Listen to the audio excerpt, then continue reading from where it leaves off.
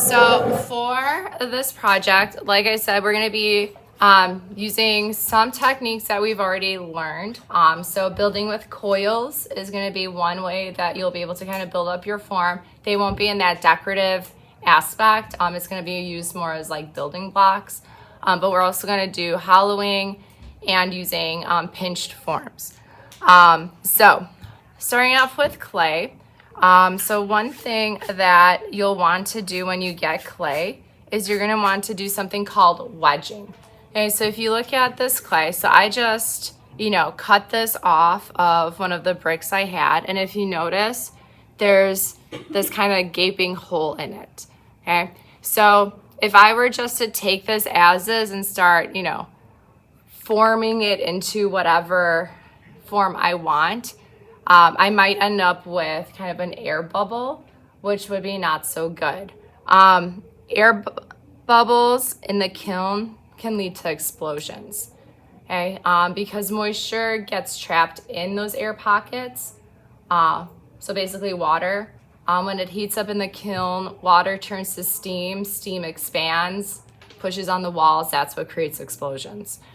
So we want to try to minimize any kind of air pockets, air bubbles. So what you'll do is wedging. So wedging, briefly talked about before, but it is basically like kneading dough. So if you ever baked bread, made dough for cookies, made pizza dough or anything like that, okay, you have your dough and you're essentially like pressing it onto itself to mix it, okay? So when you're wedging, you want to make sure that you're wedging either up here on this table surface where we have the fabric, or you're wedging on those slab mats, those like pinkish peach mats. If you try to wedge directly on your tabletop, the clay will stick because you're applying pressure. As you wedge, I do suggest standing as you wedge so that way you're using your body weight. Okay? You're not just using like your wrist and arm strength to wedge. Okay. So I'm just kind of smushing it, flattening it, turning it, literally like kneading dough. Okay. So this kind of helps get rid of air bubbles, but it also helps homogenize the clay. So helps mixes it up. So we're using some recycled clay. So there might be parts of the clay that are a little bit wetter than others. So by wedging, you're helping to mix the wet with the dry. So everything is kind of the same. Okay. So that's our wedging. You don't have to wedge a lot. It's just a little bit just to kind of mix things up a bit. And it'll kind of just start to compress things a little bit better. Okay. So questions on wedging? So basically, like, the point of it is just to compress it. The point is what? It's just to compress it? Yeah, the point is just to compress it, to kind of just mix, smush, bring it all back together. So, okay. So, from here, we'll start with pinching. Okay. So pinching is something that we've been doing in the other projects, but we never really like formally talked about it. But when you're using your fingers to form the clay, that's called pinching. So one technique you can do, and I'm just gonna make the head of an animal, okay, or a monster, just a head, is to kind of pinch it into a little pot, right? And pinch pots is kind of a very rudimentary first clay project a lot of times people will do. But basically with a pinch pot, you're just pinching the clay to start to form it into a little pot. Okay. So with this, okay, I'm just using my thumbs in the middle, kind of pressing in, and you can see that kind of ball of clay starts to turn into this bowl shape. Okay. Just pinch, pinch, pinch, pinch, pinch.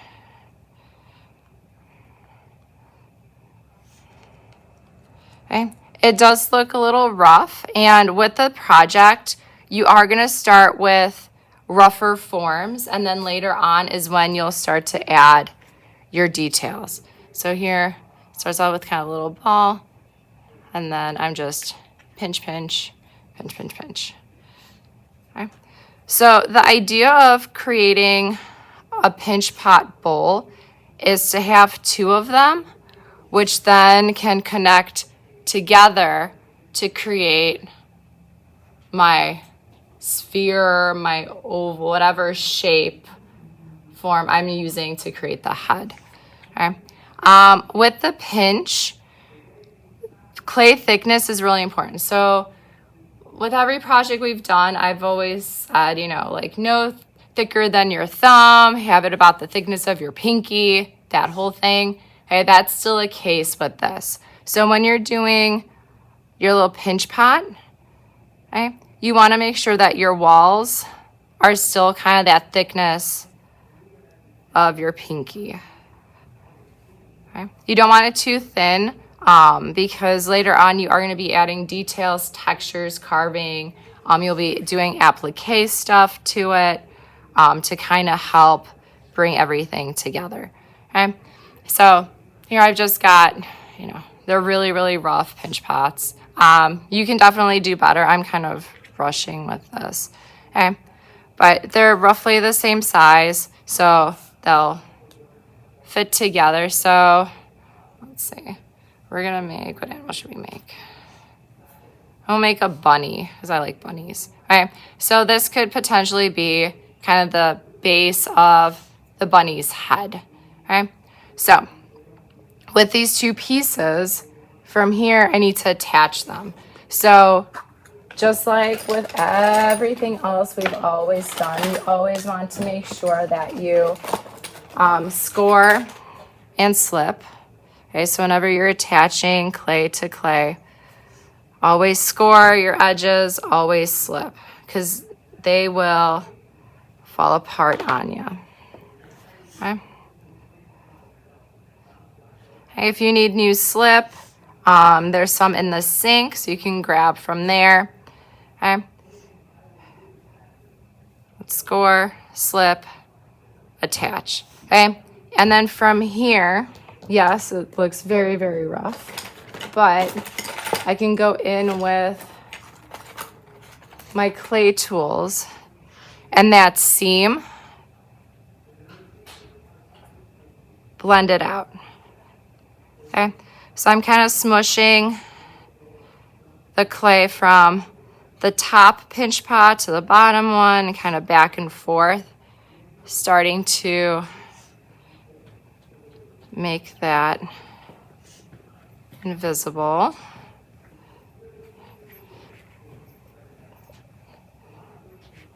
Okay, just all the way around.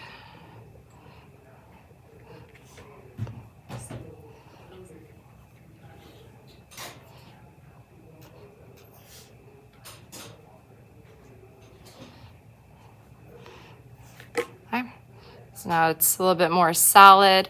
Once that seam is kind of connected, the air that's trapped inside is going to help keep the form. So think of a balloon.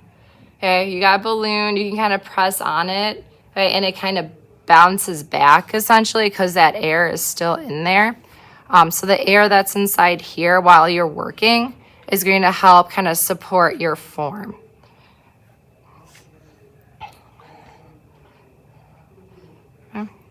So blend, blend, blend, smooth, smooth, smooth.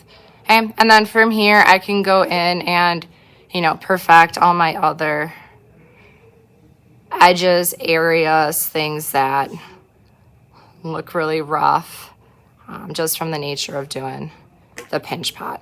Okay, so that's kind of one way to get this basic three-dimensional form. Another route you can do to get kind of these bigger forms is to do a hollowing out method. Okay, so the hollowing out method, you're starting off with a big chunk of clay. Okay, so whatever size you need to make your form. Okay, so if I'm trying to recreate this, but hollowing out. I have like a huge ball of clay. Like this thing is just solid, solid clay. Okay, so I'm forming it into my sphere. Okay, to get a really nice rounded sphere, I pretend you're making a snowball. So you kind of cup your hands, and then you're just kind of patting, patting, patting. And that's what's going to help create that form. Okay. And now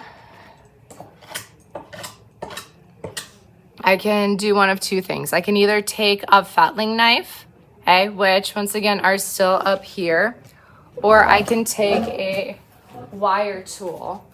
So on your carts, there should be wire tools, okay, that look like this. They're, you know, my DIY clothespin fishing line tools. But basically, you can take this and you're just cutting your form in half. Okay, so you can see I didn't wedge, so I have that little air pocket in there. But I just kind of cut it in half. Okay, if you use a fettling knife, you would just slice it. Okay, so with hollowing out, the idea is that you are scooping out all of the guts from the inside of your form. Okay, so you still want to have that wall thickness. So remember, thickness of your pinky roughly. Okay, so I'm just kind of awkwardly drawing out an outline of where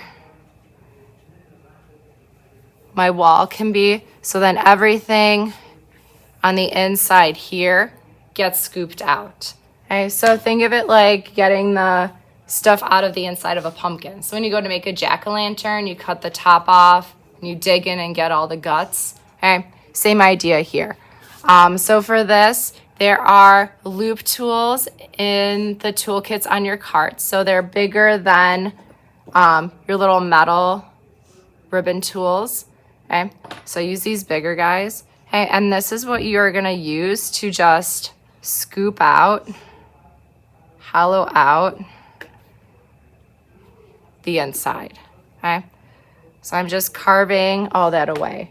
If you need a larger one, I do have larger ones available. I think for the size of what you all are doing, you won't need the bigger one. Okay, the ones that are at your table should be sufficient. Okay, but I'm just going in and I'm just scooping the inside out. Okay, and I am supporting the outside because I don't want my overall form to get too warped, because then my two halves aren't going to fit together. Okay. So I'm just going in, scoop, scoop, scoop. Okay, scoop, scoop, scoop. Okay, making sure that even as I'm scooping inward, I'm paying attention because the bottom here should also have that wall. Okay, so you'll do one half, you'll do your other half,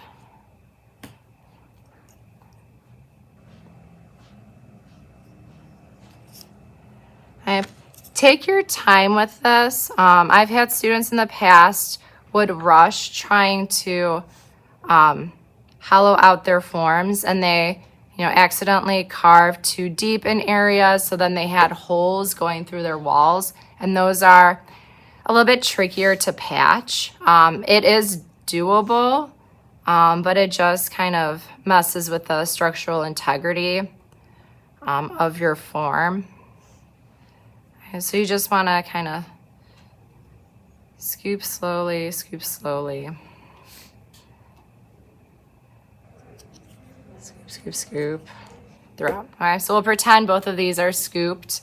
Okay, so then when I attach them, once again, I have to score both surfaces, add my slip,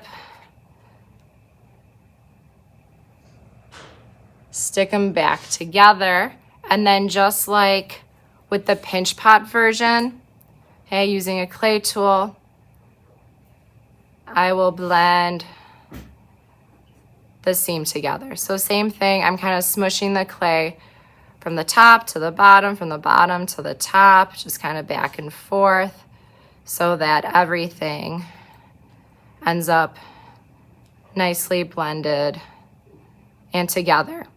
The air that gets trapped inside is going to help hold your form as you're kind of working, moving forward.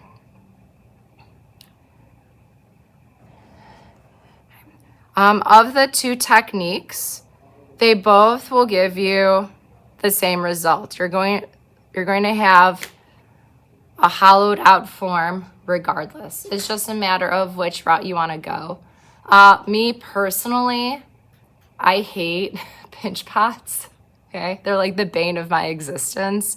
So if I can avoid pinch pots, I do.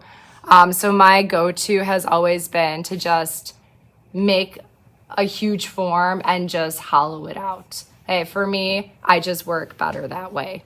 I also feel like I have a little bit more control over what my final form shape is if I go this way. With the hollowing out, you can kind of start off with a different shape as well to start off with. So let's say I want to make a snout now for my rabbit. I'm making a rabbit, maybe. I don't know. We'll see what animal this turns out to be. Okay. So I can take my clay, okay, and I can form it into kind of a snout like shape. Okay, that's going to get attached somehow. Okay. So from here, obviously this is way thicker than my thumb, so it needs to be hollowed out. So I can go in, slice it,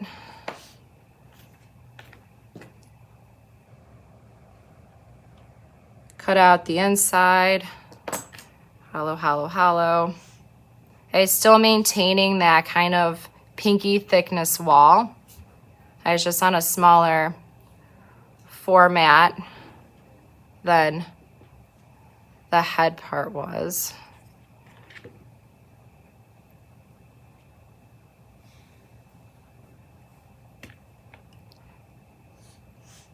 Okay, so pretend that's properly hollowed out. Slip and score.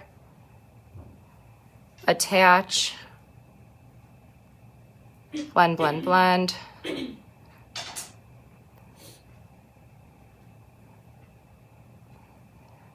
Okay, go that way. Okay, let's say I'm making a monster and I want the monster's mouth to be open. Oh, look, I just don't blend it all the way and I can just contort it a little bit, and all of a sudden, my monster's got an open mouth. Maybe this is going to be a duck. I don't know. We shall see what this creature turns out being. All right. But with that method, you don't have to necessarily keep everything closed. So for those of you doing the monster, if you're doing an animal and the mouth is open, hey, you can kind of work with that. So notice how, everything I'm making is very basic, okay? It's very basic forms. So you start off simple, and once you have the basic structure down, that's when you start adding those details. That's when, I can go in. So, let's see. I can go in and I can kind of tweak this a little bit. We'll just make a monster out of this. Okay, I can give him like a little bit of an underbite. Okay, so now I'm kind of using that pinch method to kind of add more detail. Okay, so do you all see how I'm doing that? I'm kind of starting off really basic and then able to add more detail from there. Okay.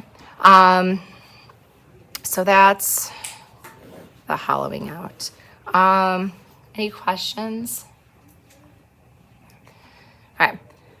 So that really is kind of the basic structure of most of the things you're doing. Another thing you can do is you can start off with a pinch pot. So let's say I want to make my body, okay? So, or the torso. So if you're doing the anthropomorphic animal, you're doing that torso. So you kind of start off with a flat base, then it kind of builds up. You got a neck, and then the head sits on top of that, okay? So what you can do is you can start off by kind of pinching a base, and then you can build up with coils, okay? But with the coils, they don't have to be like your traditional coil. What you can do is you can just flatten out clay, okay?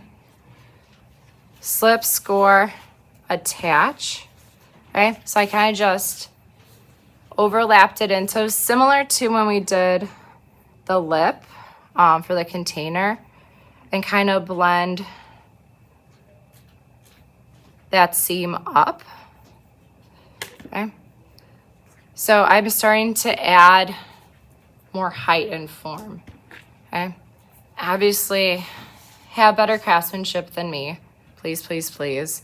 So we're pretending that I'm slipping and scoring, and I'm just adding these kind of slab, flat coils of clay in.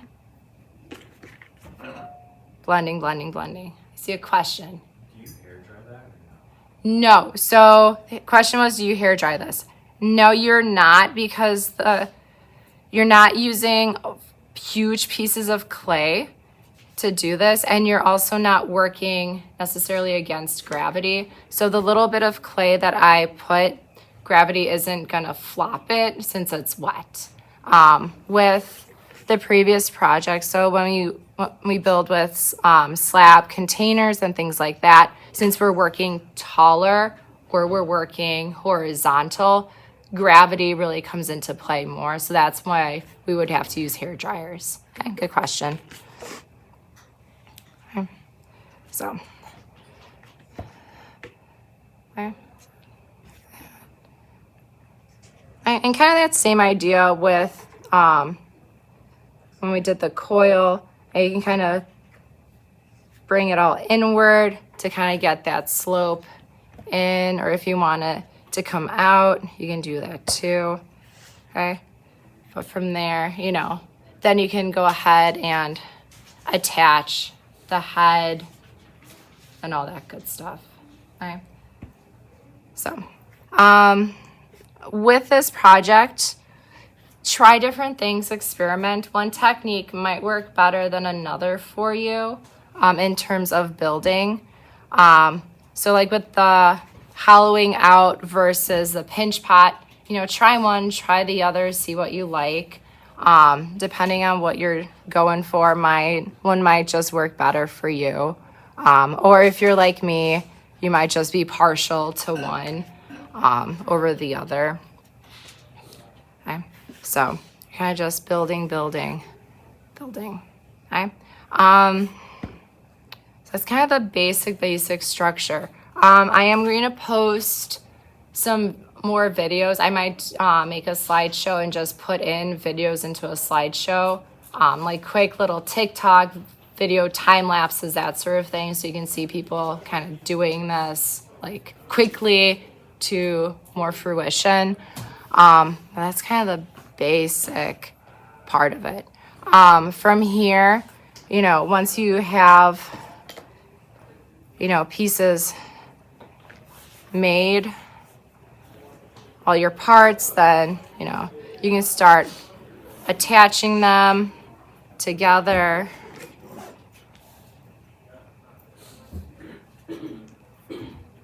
Okay, once again, slipping and scoring everything. Always, always slip and score.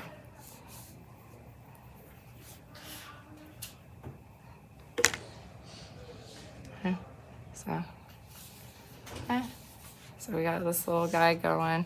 Okay, and then from there, you'll be able to kind of adjust as needed. So if I wanted to flatten out the back of the head a little bit, I was able to. We still got that hollow form. For some of you, your design might warrant, so this is more for the monster, instead of like attaching like a mouth or something like that, maybe you have, you know, an opening like that for the head, and there's our mouth, okay? And then from there we add, you know, teeth to your monster. Okay, maybe now we've got like a weird fish thing going. Okay, so each of you is going to have kind of a different way that you'll work. It depends on your overall design. So try to use your best judgment of what you think will work the best for you. Get your overall forms made, start attaching. Detail work will come later. Okay, so smoothing out, kind of adding details, you know, I'll do a whole demo on like eyeballs and all of that, how to make things look really realistic versus just, here's my eye, I'm just gonna slip and score it on top, because then it's just gonna look like a weird cartoon character, which is not what we're going for. Okay, so for now, just focus on trying to get, you know, your basic forms created. Okay, so we got this weird mutant duck with a mouth on the back of its head. So, okay, good. Questions, comments, concerns?